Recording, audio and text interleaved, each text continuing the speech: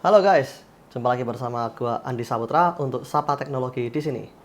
Nah, jadi dalam video kali ini kita dapat paket nih guys dari ASRock dan Vantex guys, khususnya untuk motherboard dan power supply guys. Nah, power supply-nya itu dia kecil gini guys, jadi dia form factor-nya SFX guys.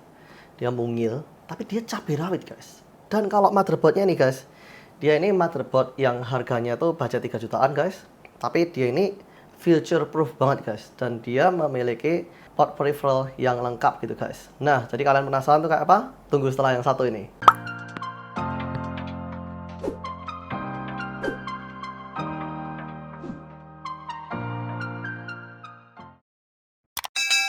Oke guys, jadi kita mulai dari motherboardnya dulu aja guys. Nanti untuk test benchnya gue akan pakai Core i5 ya guys ya. Dan ini untuk thermal paste-nya ini kita dari Arctic Silver 5 guys. Dan ini dijamin adem guys untuk prosesor kita guys. Oke, langsung without further ado kita lihat dulu guys untuk boxnya guys. Jadi boxnya kayak gini guys. Nih, dia sekilasnya seperti ini guys. Dan dia ini udah PCI Express yang 5 ya guys ya. Jadi kita lakukan quick unboxing dulu nih guys. Nah, jadi di dalamnya box dia ada box nih guys ternyata guys. Nah, kita langsung buka dulu nih guys. Oke, jadi kita tengok dulu guys untuk paketannya. Seperti ini nih guys. Ini untuk motherboardnya sendiri. Dan lalu di dalamnya apa nih? Oh, jadi modelnya pengemasannya rapi ya. Tuh, kita dapat manual boxnya nih guys. Juga ada CD driver ya. Wah, hari gini masih pakai CD nih guys. Wah, padahal CD RAM-nya, DVD RAM-nya udah nggak ada nih guys. Oke, lalu kita dapat apa lagi nih? Oh, kita dapat ini ya, dapat Velcro straps nih guys. Ada 2 dari ASRock tuh. Keren. Lalu ini untuk SSD-nya nih, untuk SSD yang NVMe ya. Dapat ini guys, dapat keyboard khusus. Nih guys. Dapat keyboard khusus ASRock nih guys, still legend nih guys. Lalu ada antena juga nih guys, antena untuk wifi nya guys, dan dia dilengkapi dengan lem ya. Oke, ada gantungan kunci juga nih guys, still legend nih guys, gantungan kunci nih tuh, still legend. Dan belakangnya nih dia kayak replika dari motherboardnya sendiri tuh guys, keren tuh guys. Ini untuk NVMe tadi, dan dia ada ASRock VGA holdernya nih guys. Jadi kalau kalian punya VGA card yang gede gitu guys, yang panjang, yang raksasa gitu guys, jangan khawatir, VGA kalian nggak akan goyang atau gimana. Kalian bisa mounting di sini guys. Ada juga, dan juga pastinya dapat SATA kabelnya 2 nih guys. Tuh. Nah guys, untuk ASRock ini guys, dia pengemasannya bagus banget nih guys. Nah, kalian lihat nih guys, dia ngemasnya tuh dia cakep banget guys. Dia pakai busa nih guys, jadi nggak mungkin damage atau gimana gitu guys waktu di shippingnya ya guys ya. Dan ini bahkan juga di cable tie sama mereka tuh guys, jadi kita mesti guntingin nih guys tuh. Jadi ini membuktikan bahwa segel juga gitu guys. Nah, buat kalian yang belum tahu nih guys, ASRock itu dulu dia awalnya itu dia satu grup sama Asus ya guys ya. Lalu dia dapat momentum yang bagus gitu guys, sehingga bisa menangin persaingan dari motherboard terkenal waktu itu seperti kayak Foxconn dan lain sebagainya guys, MSI dan lain sebagainya. Nah, jadi ASRock ini dia dapat momentum yang bagus, dia langsung bisa keluar dari grupnya Asus dan dia kayak independen gitu guys. Keren tuh guys. Nah, jadi ini dia I/O ports-nya untuk motherboard ASRock Steel Legend ini ya guys ya. Dia I/O portnya juga meyakinkan banget guys, ada HDMI dan DisplayPort, dan dia support untuk multi monitor by default ya guys ya. Jadi dengan port sebanyak ini guys, ini kita nggak mungkin kekurangan apapun juga ya guys ya. Nggak butuh banyak ekspansi juga. Dan juga untuk LAN card-nya guys, dia udah 2,5 GB. Lalu di sini guys, di sini ada WiFi modulnya juga guys. Cuman dia nggak bisa kita ganti dengan SSD ya guys ya. Jadi ini memang khusus untuk WiFi dan Bluetooth. Jadi udah pre-install kayak gini. Memang nih by the look kita bisa ganti dengan SSD, tapi nggak bisa ya guys ya. Ini gua udah konfirmasi dengan pihak ASRock. Lalu di bagian sini guys, dia ada 4 SATA port, dan di bagian samping juga ada 4 lagi SATA port guys. Jadi total 8 SATA ya guys ya. Nah, jadi guys, untuk NVMe SSD-nya dia ada 3 port nih guys totalnya guys. Jadi ada 2 hyper di sini guys. Yang 2 ini hyper dan 1 ultra di sini guys. Nah, untuk memori, kenapa gua masih memilih yang DDR4 guys? Karena DDR4 ini lebih budget friendly ya guys ya. Dan untuk DDR5 sendiri saat ini harganya masih 2 kali daripada DDR4 nih guys. Dan DDR5 saat ini juga masih belum mempunyai kompatibilitas yang baik guys. Maka untuk saat ini gua pikir DDR4 masih sangat bagus guys. Gua masih merekomendasikan untuk klien-klien gua gitu guys. Nah, sekarang kita ngomongin untuk PCI Express nih guys. Di sini udah PCI Express yang generasi kelima nih guys. Dan dia yang di bawahnya di generasi keempat dan ini ketiga gitu guys. Dia support untuk AMD Crossfire tuh guys. Jadi kalau kalian mau main multi GPU setup juga udah bisa guys. Makanya ini gua bisa bilang ini motherboard 3 jutaan yang mantap banget gitu guys. Untuk heatsinknya guys, kalian bisa lihat nih guys. Dia ini one piece dan dia tuh garang banget gitu guys. Tuh. Jadi dijamin dia mouse-nya juga nggak akan overheating ya guys ya. Tuh. Ini semua heatsink tuh guys. Dan ini heatsinknya untuk chipsetnya nih guys. Mantap nih guys. Kalian bisa lihat nih guys. Tuh. Setebal ini nih guys. Oke guys, untuk test bench-nya kita akan menggunakan i5 yang 12400 nih guys. Oke, kita pasang dulu guys untuk prosesornya nih guys. Nah, dia untuk Intel i5 yang Alder Lake ini guys, dia udah menggunakan LGA 1700 guys, dan dia udah menggunakan fan yang model baru nih guys. Oh, dia udah menggunakan fan yang model baru ya guys ya. Dan di bagian sini ya guys, dia pakai copper nih guys ya. Jadi dia lebih adem gitu guys. Kalau ini dia stock cooler ya guys ya. Oke guys, untuk pemasangan prosesor itu yang diperhatikan adalah bagian sini ya guys ya. Tuh. Pastikan dia kontaknya bener itu. Jadi dari bagian pojok itu guys.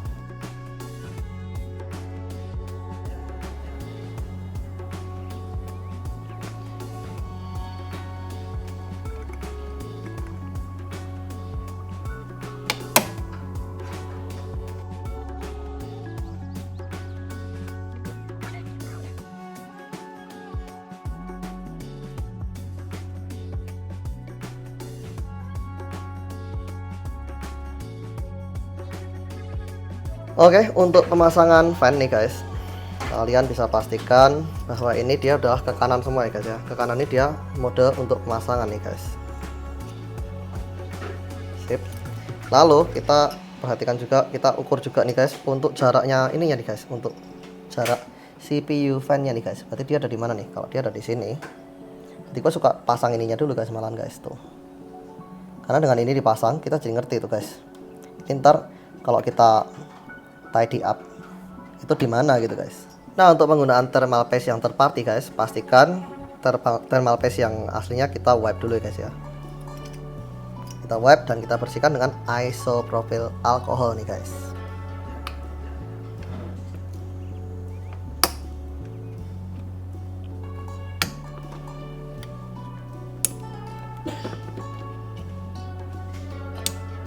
Tuh, untuk pemasangan yang benar dia udah mekar semua ya guys ya. Tuh.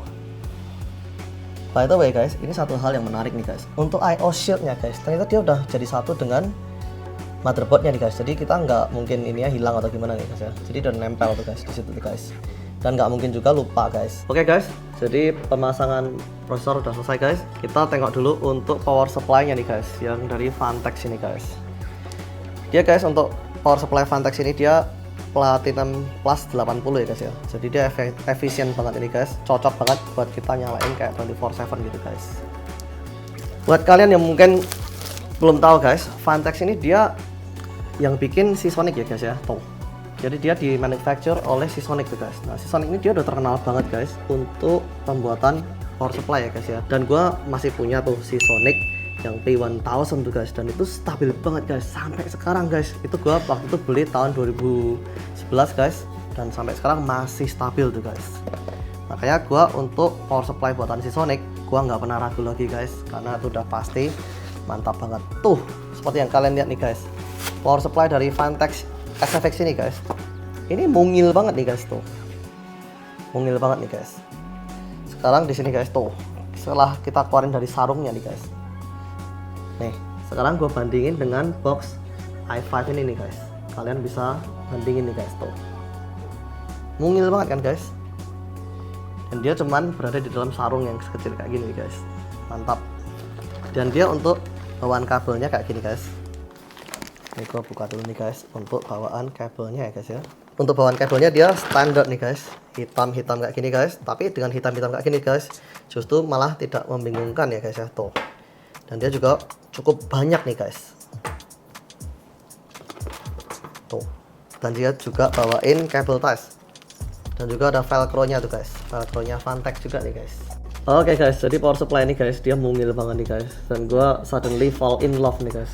Kok bisa guys? Karena semungil ini guys, dia ada 80 Platinum Plus nih guys. Dan dia sangat efisien guys, cocok banget buat kalian yang suka nyalain komputer 24 jam tuh guys. Dan dia untuk garansinya dia ada 10 tahun tuh guys. SFX nih guys, dia juga bawain nih guys untuk konverternya ke full size ya guys ya, full size kayak gitu tuh. Yuk langsung kita buka dulu nih guys untuk konverternya nih guys. Karena kalau nggak ada konverternya guys, kita nggak bisa pasang di casing yang full kayak gini guys. Nah untuk Vantex power supply ini guys, dia udah full modular ya guys ya, tuh. Seperti yang kalian lihat, dia full modular tuh guys.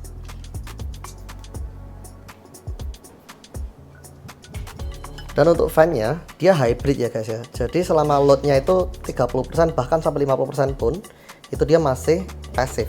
Jadi fan-nya nggak akan muter guys. Tapi kalau load-nya udah di atas 50% atau dia ada heat yang cukup signifikan, maka dia fan-nya akan otomatis kick in guys.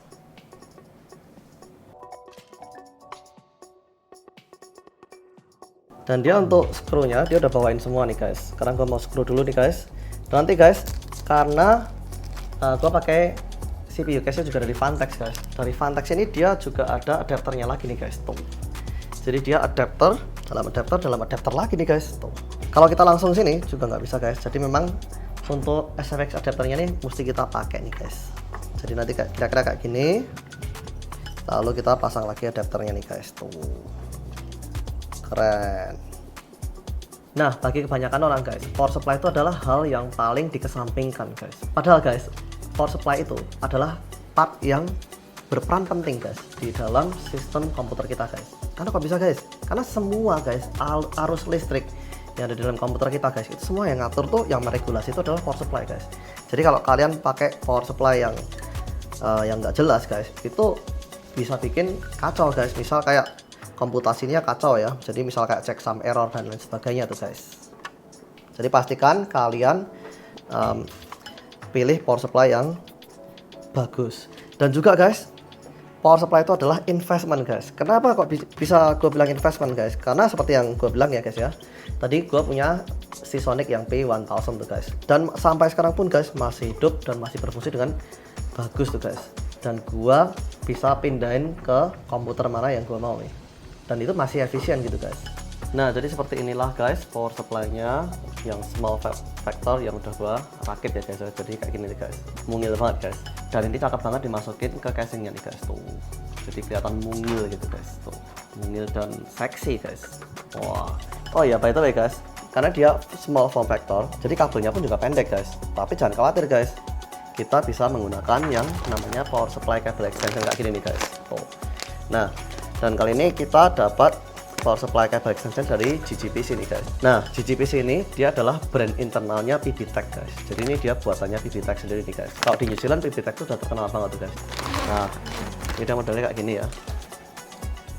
Nah, di sini guys untuk extension kabelnya nih guys, yang kita dapat itu adalah satu pasti untuk motherboard. Ini dia panjangnya 40 cm ya. Lalu ada juga untuk CPU-nya nih guys. Tuh, CPU dan juga dia juga untuk GPU juga nih guys, tuh. Sip. Nah ini guys, ini tinggal dikonekin aja ke kabel modular yang dari power supply kita nih guys, kayak gini nih guys, tuh. Nih dia langsung compatible ya. Nah ini guys, enaknya kalau kita pakai casing Vantex ini guys, ini dia keunggulannya adalah modular nih guys. Jadi ini bisa kita bongkarin nih guys. Ini kan untuk nutupin kabel nih guys. Misal nih ini, jadi kalau misal kita nggak ada harddisk tambahan di sini, ini kita bisa tutup rapi kayak gitu guys. Tapi kalau kita ada harddisk tambahan, kita tinggal buka aja nih guys. Nanti guys kita pakein dengan yang ini nih guys. Jadi catch-nya itu bisa kita tambah ini guys tuh. Dan dia juga udah dibawain skrupnya juga tuh. Case-nya kayak gini, dia stackable ya guys ya. Ini bisa kita pisahkan ataupun kita jadiin satu kayak gini nih guys. Nah di bawah sini guys itu udah ada 4 harddisk ya guys ya tuh. Ini ntar mau gue pasang total 8 harddisk nih guys. Nah ini guys untuk caddy-nya ini kita bisa cantolin langsung di sini tuh guys. Nah kayak gini doang guys. Nanti di belakangnya kita secure pakai gini nih guys. Tinggal kita amanin pakai skrup kayak gini guys. Dia ada 4 ya guys ya. 1, 2, 3, 4. Nih guys, untuk kabel manajemennya juga gampang ya. Ini harddisknya ada 4 tuh yang udah kecolok di belakang ya, di depan ya. Tinggal gini doang nih. Tuh. Nah ini tuh harddisknya ya, udah dipasang semua tuh kayak gitu tuh guys. Dari depan tuh rapi ya. Oke, ini pemasangan kabel modularnya udah selesai guys. Saatnya kita masukin power supply-nya ke casing nih guys. Banyak juga. Nah kalau Vantex dia ada frame-nya kayak gini ya guys ya, untuk power supply-nya. Jadi kita bisa pasang dulu nih. Lalu kita tinggal masukin gini. Dan frame-nya nih kita tinggal screw aja ke case-nya nih guys. Jadi masangnya cuma gini doang. Jadi pasang power supply unitnya simple ya guys ya. Tuh.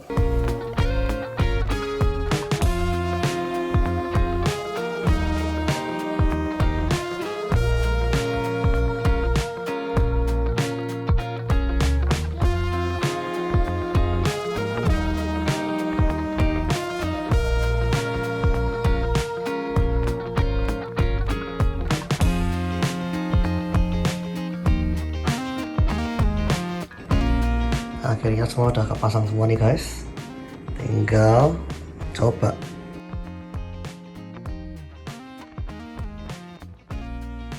Nah guys, hal pertama-tama yang harus kalian lakukan setelah selesai merakit komputer adalah melakukan memory test tuh guys.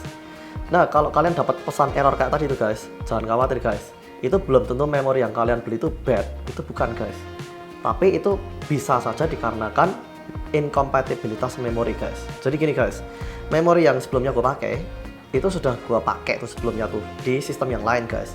Dan gue sudah memory test beberapa kali, nggak masalah guys. Cuman waktu gue masukin di motherboard ASRock Z690 ini guys, dia muncul pesan error kayak gitu tuh guys. Nah itu biasanya dikarenakan memorinya incompatible guys. Nah di sini gue udah punya memori penggantinya guys, yaitu Kingston Fury yang Beast nih guys. Nah dia juga RGB nih guys. Jadi langsung kita pasang aja guys. Memorinya kayak gini nih guys. Dia RGB ya by the way ya. Tuh dia ada RGB nya tuh, keren tuh. Jadi nanti waktu dinyalain dia bisa nyala. Dan ini RGB nya ini bisa dikontrol juga dari motherboardnya guys.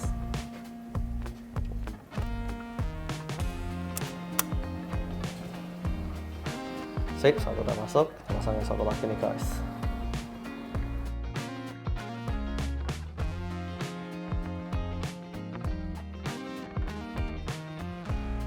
Oke, langsung kita nyalain dulu nih guys. Tuh. Nah, jadi pertama-tama yang harus kita lakukan, pastikan dulu memori yang baru kita nih terdeteksi di BIOS guys. Tuh, dia udah kebaca ya. RGB-nya nyala tuh tadi tuh. Masuk F2 atau Dell. Tuh, dia udah kedeteksi ya, Kingston 16GB tuh, 2400 tuh.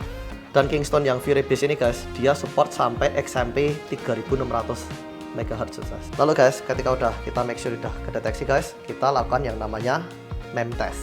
Karena kalau kita langsung install OS dan kita nggak tahu tuh kalau memori kita tuh ada corruption atau enggak, bisa saja nanti waktu install Windows bisa kayak blue screen dan lain sebagainya gitu guys. Makanya kita mesti make sure bahwa memorinya tuh pas dan nggak ada error, sehingga Windows dan data kita nggak korup ya guys. Nah guys, ini yang tadi gue bilang ya guys ya. Jadi memori Kingston Fury Beast ini dia ada 2 XMP itu guys. Jadi ada profile nomor 2 yang lebih soft gitu guys.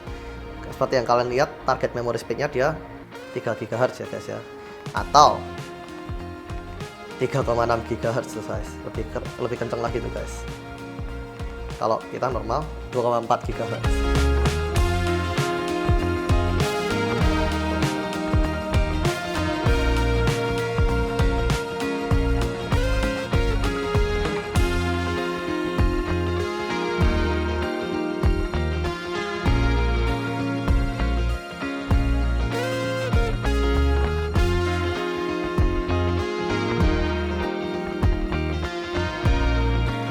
Nah guys, akhirnya memory testnya pas nih guys.